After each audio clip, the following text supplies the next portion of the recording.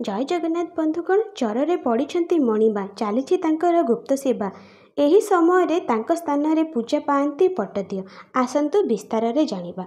स्नान बेदी रे दिव्य स्नान पर ज्वरे पीड़ित महाप्रभु अणसर पिंडे को विजय करिसेंति चतुर्धा मूर्ति। 15 दिन धरी असुस्थ श्रीजीउंकर चलिब गुप्त अणबसर नीति। एथिपाई रत्न सिंहासन रे आओ महाप्रभुंक दर्शन पाई परिबेनी श्रद्धालु। एही समय तांको स्थान रे पूजा पाइबे पट्टदिय।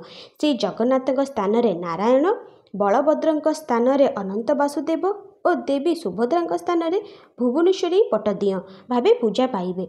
एथिपाई विलंबित राति रे पट्टदिय और अन्य देवादेवी श्रीमंदिर को विजय करिसेंति।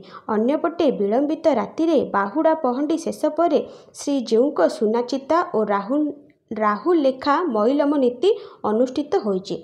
अन्यपटे श्रीजीउंक अणबसर नीति घरे थिबारु ब्रह्मगिरी अल्लारनाथ पीठरे आरंभ होइछि दर्शन।